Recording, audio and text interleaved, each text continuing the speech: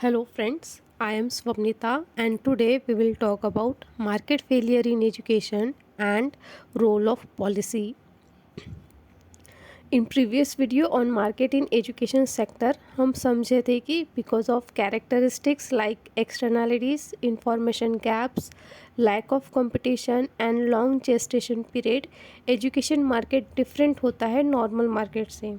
And because of these characteristics, education market do not always work perfectly and often fails to produce efficient outcome. और इस problem को हम कहते हैं market failure. और आज के इस पार्ट में हम देखेंगे मार्केट फेलियर क्यों और कैसे होता है, goal of public policy, instrument, types of regulations and finally देखेंगे हम फंक्शंस ऑफ रेगुलेटरी अथॉरिटी. शुरू करते हैं मार्केट फेलियर के साथ, जिसमें हम समझेंगे कि मार्केट फेलियर क्यों और कैसे होता है. आप इतना तो जानते ही है कि मार्केट फेलियर मीन्स होता है market fails to use resources efficiently. आसान शब्दों में मार्केट फेलियर तब होता है जब मार्केट अपने रिसोर्सेज को एफिशिएंटली यूटिलाइज नहीं कर पाता है. सबसे पहले समझते हैं how does market failure happen in education. Education market में दो पार्टीज़ है, पेरेंट और स्टूडेंट की एक पार्टी और दूसरी पार्टी है स्कूल्स, कॉलेज और यूनिवर्सिटीज़ की.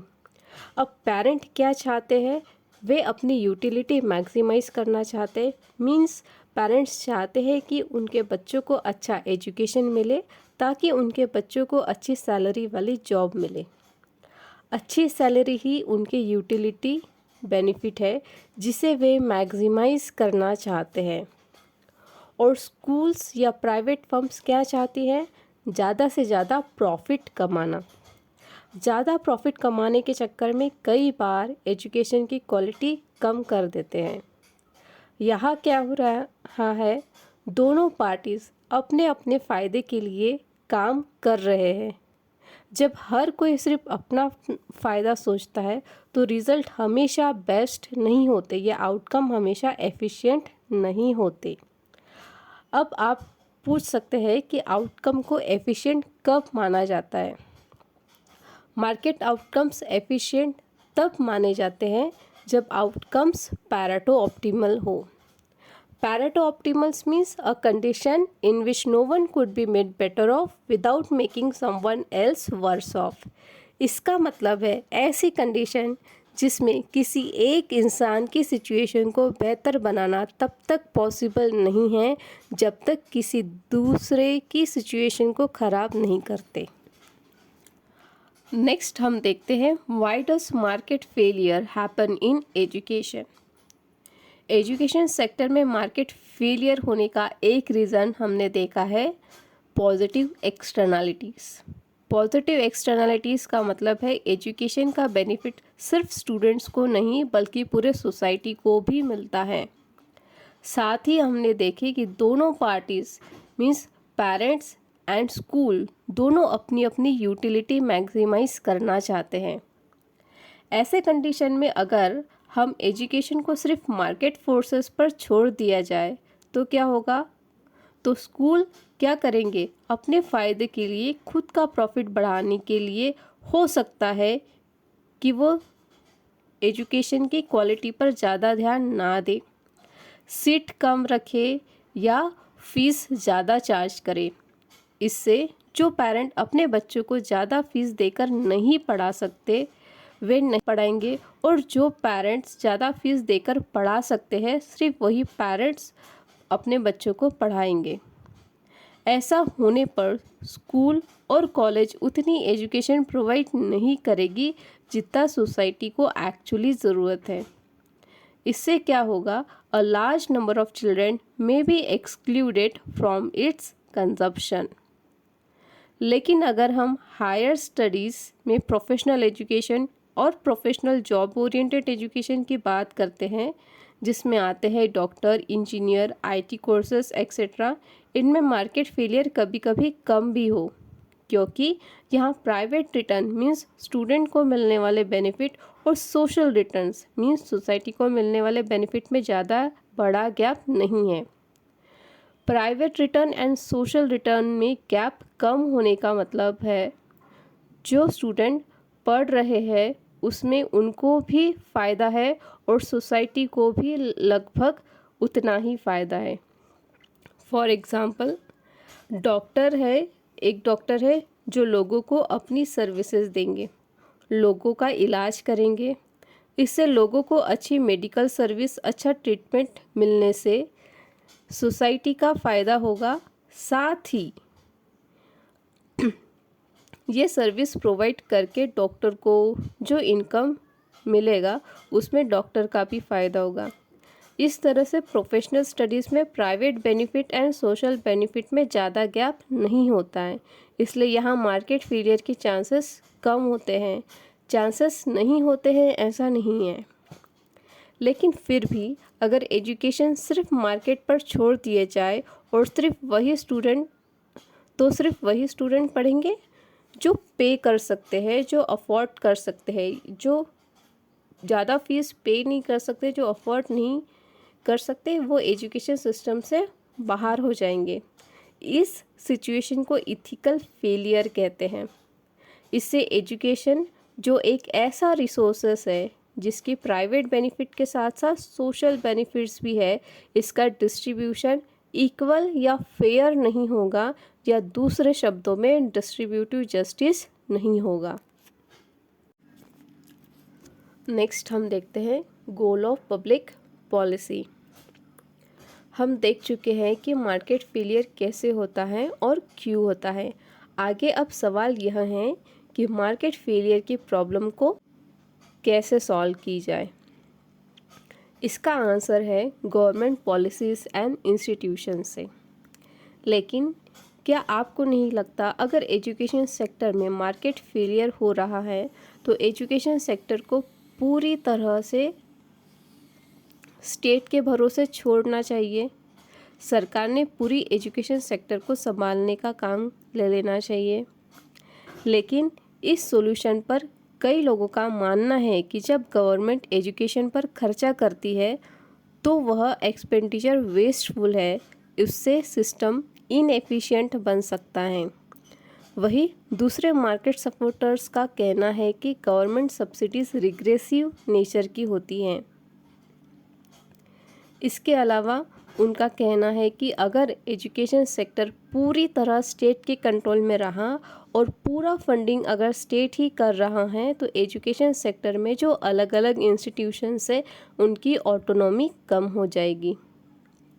सो इस तरह से अगर एजुकेशन सेक्टर को सिर्फ मार्केट के भरोसे छोड़ते हैं तो भी प्रॉब्लम है, क्योंकि कई सारे बच्चे एजुकेशन से दूर रह जाएंगे। लेकिन अगर हम इस सेक्टर की पूरी जिम्मेदारी स्टेट या गवर्नमेंट पर छोड़ देते हैं तो उसके अपने डिसएडवांटेज हैं। लेकिन फिर भी दो ऐसे रीजंस हैं जो एजुकेशन सेक्टर में गवर्नमेंट इंटरवेंशन को जस्टिफाई करती है। फर्स्ट रीज़न है एजुकेशन से पॉजिटिव एक्सटर्नलिटीज़ आती हैं। पॉजिटिव एक्सटर्नलिटी का मतलब है आप बहुत अच्छी तरह से समझ चुके हैं कि एजुकेशन का फ़ायदा सिर्फ स्टूडेंट को नहीं बल्कि पूरे सोसाइटी को मिलता है। लेकिन अगर सिर्फ प्राइवेट स्कूल्स एजुकेशन प्रोवाइड करते हैं और बच्चों की पढ़ाई का खर्चा करने की जिम्मेदारी अगर सिर्फ पेरेंट पर हो तो सभी पेरेंट बच्चों के एजुकेशन पर उतना इन्वेस्टमेंट नहीं कर पाएंगे जितनी कि एक्चुअली सोसाइटी को ज़रूरत है। इसलिए प्राइवेट इन्वेस्टमेंट के साथ साथ पब्लिक इन्वेस्टमेंट भी ज़रूरी है। मतलब सरकार को भी पैसा लगाना पड़ेगा ताकि जो टोटल इन्वेस्टमेंट है, प्राइवेट इन्वेस्टमेंट और पब्लिक इन्वेस्टमेंट ऑन एजुकेशन, वो इक्वल हो प्राइवेट और सोशल बेनिफिट ऑफ एजुकेशन के। दूसरा रीज़न है इक्विटी या डिस्ट्रीब्यूटिव जस्टिस। इसका मतलब है सबको इक्वल और फेयर अपॉर्चुनिटी मिलनी चाहिए, चाहे उनका बैकग्राउंड कुछ भी हो। अगर एजुकेशन सिर्फ रिच फैमिलीज अफोर्ड कर पाए तो गरीब बच्चों को कभी भी फेयर चांस नहीं मिलेंगे, ये अनफेयर होगा और इनइक्वालिटी को बढ़ावा देता है। अब यहाँ एक कन्फ्यूजन आता है मेरिट और एफिशिएंसी के बीच का, जिसे क्लियर करना बहुत ज़रूरी है। कुछ लोग कहते हैं कि एफिशिएंसी के लिए सरकार के पास जो लिमिटेड रिसोर्सेस है उन्हें सिर्फ उन स्टूडेंट पर लगाना चाहिए जो मेरिटोरियस है, मतलब पैसा उन्हीं को मिले जो ऑलरेडी टॉप स्टूडेंट्स हैं। लेकिन आइडियली मेरिट किसी भी इकोनॉमिक या सोशल बैकग्राउंड से आ सकता है, मतलब मेरिट रिच फैमिली से हो सकता है, पुअर फैमिली से हो सकता है या और किसी भी बैकवर्ड कम्युनिटी से भी हो सकता है। पर रियल लाइफ में क्या होता है, जो रिच फैमिलीज़ है वो अपने बच्चों के लिए ज़्यादा कोचिंग, बुक्स और मेरिट एनहांसिंग चीज़ें अफोर्ड कर सकती हैं। इस वजह से उनके बच्चे ज़्यादा अच्छे परफॉर्म करते हैं और मेरिटोरियस लगते हैं। पुअर बच्चों को वो एक्स्ट्रा सपोर्ट नहीं मिलता, इसलिए उनका टैलेंट का पोटेंशियल शो नहीं हो पाता है।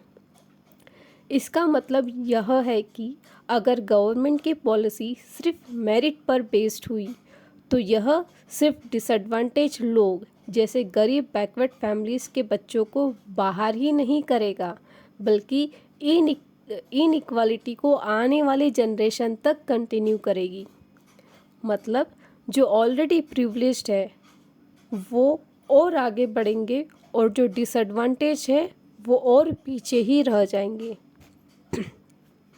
अब ऐसा लग सकता है कि हमें एफिशिएंसी और इक्विटी के बीच चूज़ करना पड़ेगा, लेकिन यह ज़रूरी नहीं है। इकोनॉमिक और सोशल पॉलिसीज़ दोनों गोल को एक साथ रख सकती हैं, मतलब एफिशिएंसी भी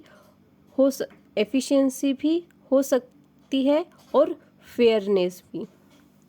इंडिया के 12th 5 ईयर प्लान ने भी कहा था कि education is an important tool for socio economic mobility, यानी एजुकेशन लोगों को अपनी सोशल और इकोनॉमिक पोजीशन इम्प्रूव करने का मौका देती है और यह एक की इंस्ट्रूमेंट है एक फेयर और जस्ट सोसाइटी बनाने के लिए। इस आर्ग्यूमेंट से हमें यह कह सकते हैं कि पॉलिसी के गोल है फेयरनेस एंड इक्विटी। नेक्स्ट हम देखते हैं इंस्ट्रूमेंट्स, यानी वो टूल्स या तरीके जिनसे गवर्नमेंट एजुकेशन सेक्टर में अपनी रोल प्ले करती हैं। स्टेट का इंटरवेंशन यानी गवर्नमेंट का इंटरवेंशन 3 मेन तरीक़ों से होता है: direct provisioning, financing but not direct provisioning and finally regulation. सबसे पहले देखते हैं हम डायरेक्ट प्रोविजनिंग। इसका मतलब है कि गवर्नमेंट खुद स्कूल, कॉलेज और यूनिवर्सिटीज़ चलाती है और डायरेक्टली एजुकेशन प्रोवाइड करती है। फॉर एग्जांपल केंद्रीय विद्यालय और कई गवर्नमेंट कॉलेज या यूनिवर्सिटीज़ जिसे गवर्नमेंट खुद चलाती है। इंडिया में प्राइवेट मार्केट काफ़ी ग्रो कर रहा है, लेकिन फिर भी एजुकेशन के तीनों लेवल पर गवर्नमेंट का डायरेक्ट प्रोविजनिंग अभी भी सबसे कॉमन इंस्ट्रूमेंट है एजुकेशन मार्केट में इंटरवेंशन का। नेक्स्ट है financing but not direct provisioning. यहाँ पर गवर्नमेंट खुद स्कूल नहीं चलाती, लेकिन एजुकेशन के लिए पैसा प्रोवाइड करती है। सर्विस प्राइवेट स्कूल प्रोवाइड करते हैं, लेकिन पेरेंट को मार्केट प्राइस पे नहीं करना पड़ता है क्योंकि गवर्नमेंट उनका कॉस्ट पूरा या आधा कवर कर देती है। थर्ड है रेगुलेशन।